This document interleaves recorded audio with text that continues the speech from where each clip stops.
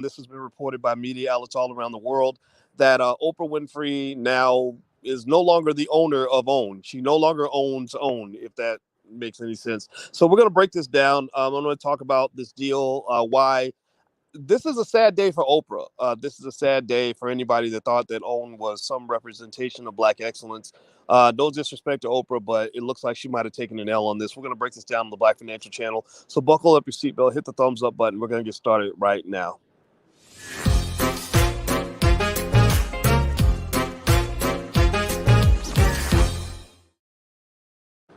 Hey, what's going on, guys? My name is Dr. Boyce Watkins. Welcome to the Black Financial Channel. That's theblackfinancialchannel.com.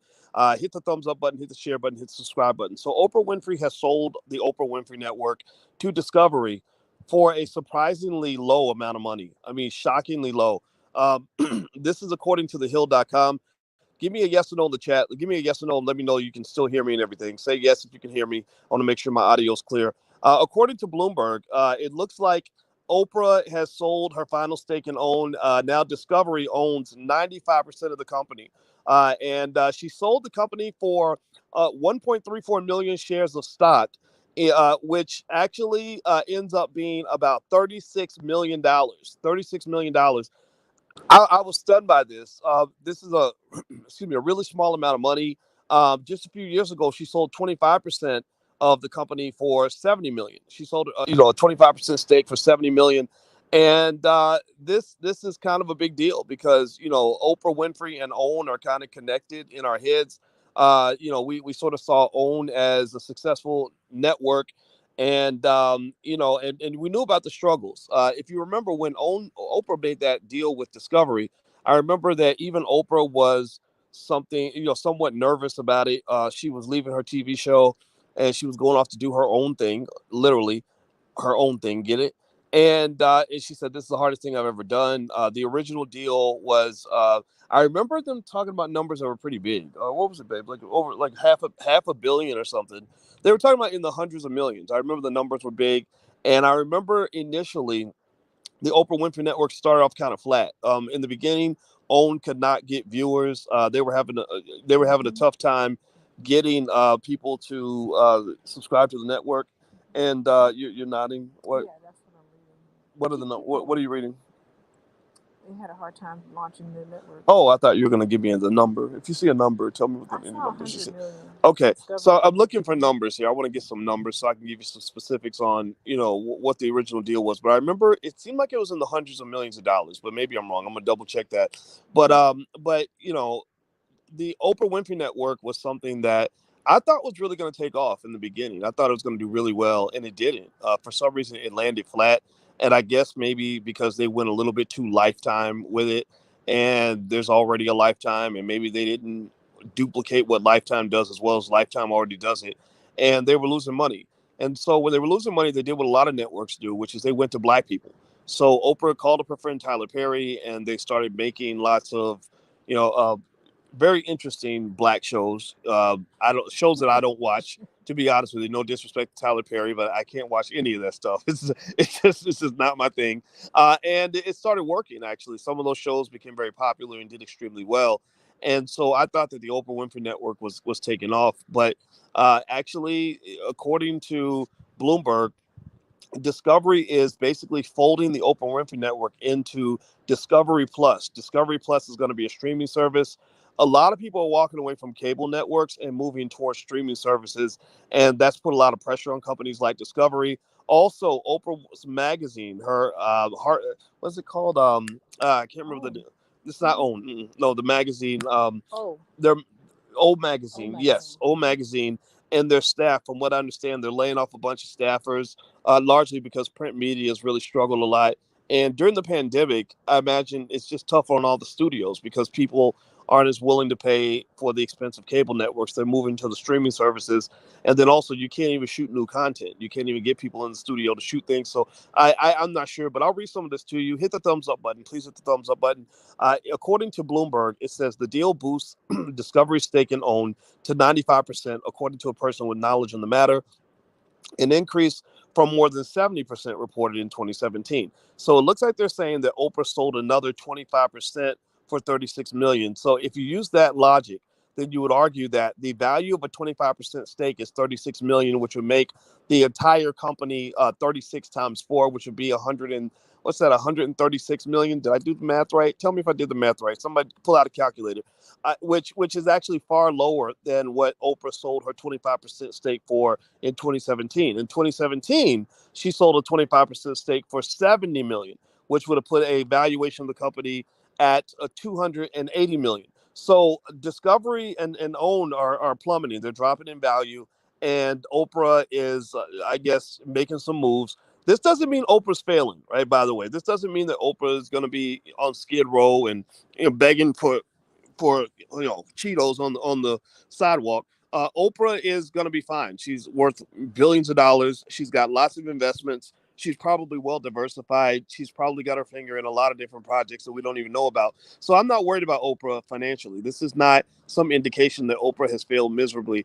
But what it does say is that sometimes the things that glitter aren't gold. Some of the things that you think are easy wins are not going to be easy wins. And that even someone as popular as Oprah is not necessarily going to be successful in every situation. You've seen examples where maybe you take a basketball player, like when Scottie Pippen left the Chicago Bulls and played for the Houston Rockets. He couldn't recreate the magic he had with Michael Jordan or being in that situation. And so Oprah was, in terms of popularity, in a wonderful position when she was with that network. I guess it was ABC or whatever network was funding her, because they were marketing her just right. She had the right time slot. They were putting her in front of the right audiences. And when you step away from that, the challenge is that you don't know how much of that magic you're carrying with you. And I remember Oprah understood this, because Oprah was, basically nervous about this. Like, Oprah wasn't sure if it was going to work out. And she's right. She saw a lot of risk that we did not see. And so it appears to me that this whole project, this whole Oprah Winfrey Network experiment did not work out the way a lot of us thought it would. And but again, I think she's going to be fine. She's probably doing something amazing with Tyler Perry. They're going to do great. And I'm going to read more to you. Hit the thumbs up button. Please hit the thumbs up button and the share, subscribe button if you haven't done it yet. The channel was co-founded by Discovery and the longtime talk show host in 2011 as a female-focused network trading off of Winfrey's huge popularity. It got off to a rough start, however, and initially rung up losses. Since then, it has focused more specifically on African-American women, including shows produced by comic actor and producer Tyler Perry. But let me tell you a little secret about Black people. Black people actually are a gold mine for these media companies. We talked earlier about the movie Soul and Disney and how Disney made the Black Panther. Why do you think all these networks love to make content for Black people? Well, because Black people love to sit in front of the TV.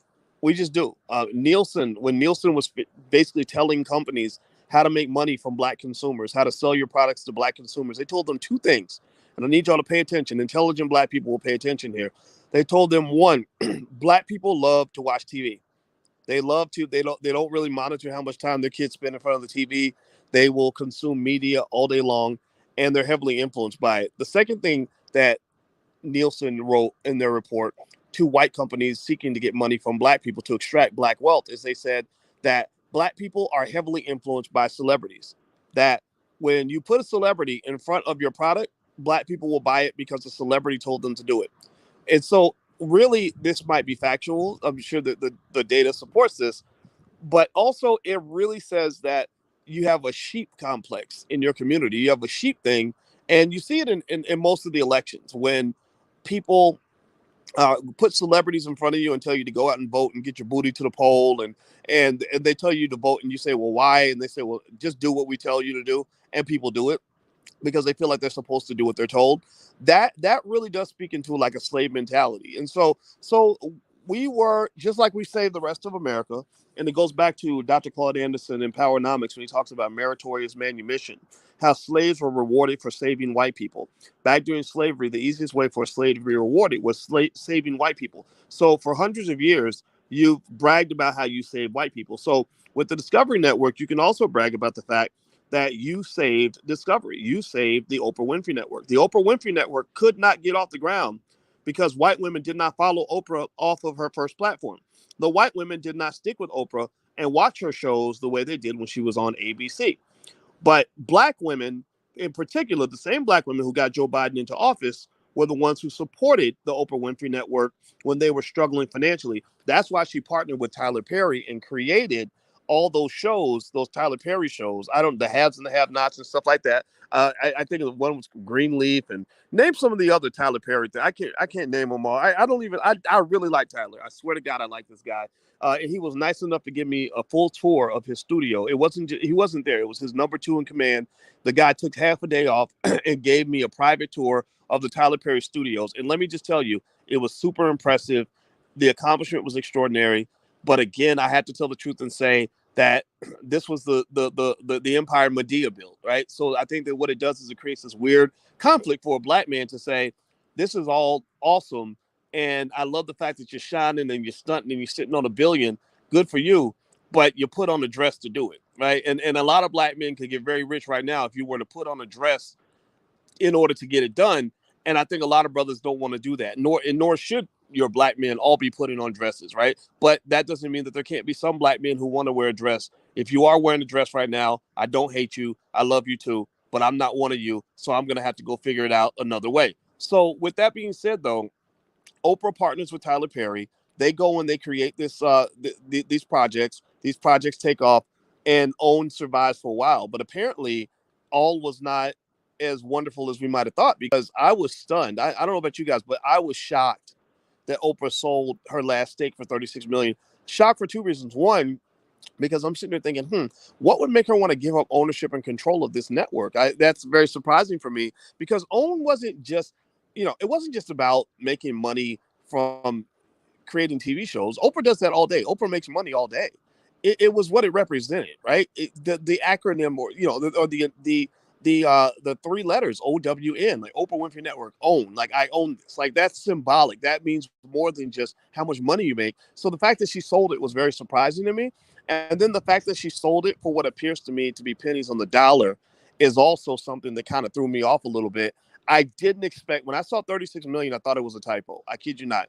Oprah Winfrey is the kind of person who can make $36 million in a week. Oprah Winfrey is the kind of person who could spend $36 million and forgot that she spent it.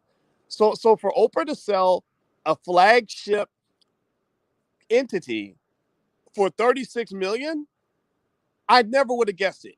If you told me she sold, I'd be like, okay, it's going to be 400 million, 500 million, a billion, something massive. 36 million makes me want to ask, what happened? What was going on? So yeah, so I see some of you have comments about it. I'm gonna say this. We know that Oprah's popularity in the black community has kind of taken a hit, particularly given what the shenanigans Gayle King was doing on CBS with the whole Kobe Bryant thing. I think that was a really bad look for her. I don't think that she's all bad, though. I think that she's tried to redeem herself in certain ways. But either way, though, like, Oprah will never be broke. So you can pray that she's going to be broke. But Oprah is very smart economically. The smartest celebrities economically that I can think of were Oprah Winfrey and Bill Cosby, actually, because those were two people where I remember hearing people tell me that those were two celebrities that did not even let you write a check out of their account without them personally signing the check. Like, you could write a check for $25, but if it's coming out of their account, they had to personally sign it, personally approve it. Now, I don't know if that was true or not, but that was what somebody told me. And they specifically pointed out Oprah Winfrey and Bill Cosby. Bill Cosby lost his money because it's hard to overcome the power of the Becky. The power of the Becky will come and get your money. You hang out with those, with those crazy women. Some of them will, some things will happen, right? And so I think with Bill Cosby, some of his demise obviously falls on his shoulders. But at the same time, he also lives in America, where a black man is guilty until proven innocent. And so I'm a person that believes that no matter what you think about Bill Cosby, I think you need to provide evidence before you send an old man to prison. That's what I believe with Cosby. And I don't believe that evidence was ever provided. But it doesn't mean I co-sign on everything Bill Cosby has said and done. I cannot do that in good conscience. So anyway, with that being said, I think Oprah Winfrey, I'm looking forward to seeing what she does next. I wouldn't be surprised if she does something, spectacular in the near future. I will also say this. I'm not sure. I haven't checked my Weight Watchers stock, but I know that when Weight Watchers took a major loss, and I heard that Oprah Winfrey, who's a major owner in Weight Watchers, was going to get personally involved in improving the company, I bought the stock because I knew that Oprah's involvement would improve the value of that company. And I kid you not, that stock shot up like a rocket after Oprah jumped in there and got busy. So Oprah ain't stupid. Oprah's not a loser. She might have just taken a loss in this particular situation. But I think Oprah's going to come back and do some other amazing things. So that's just what it is. And she's going to have a mixed legacy in the Black community for obvious reasons. But I don't think Oprah's all bad. So anyway, I'm going to go. If you want to get a free e-copy of my book, It Takes a Village to Raise the Bar, you can visit allblackeconomics.com. That's allblackeconomics.com. So feel free to go there. You can get a free copy of my book. Also, if you want to learn to buy your first share of stock, you can do so at firstshareofstock.com. So I told you guys, everybody should be a stock market investor. Oprah is a big investor. That's why Oprah's so wealthy. Oprah has made intelligent moves all throughout her life. That's why she's doing so well. And I want you and your family to do well. So learn how to invest. That's the only way to get ahead in a country that is now built on incredible amounts of inequality. And it's not just Black people, it's everybody. So if the inequality is going to exist, I want it to work in your favor. And as a person with a PhD in finance, I'd like to use my credentials and my experience to help you and your family get ahead. So the first training is free. It takes 12 minutes to go through it. You'll learn how to buy stock if you go to firstsharestock.com, and you'll get on the email list, and you'll get lots of free information from the Black Business School. So everybody go subscribe to firstsharestock.com. So hit the thumbs up button, hit the share button, hit the subscribe button. I'm out, guys. God bless you. Good luck to you, Oprah. And I'll see you guys soon. Take care. Peace.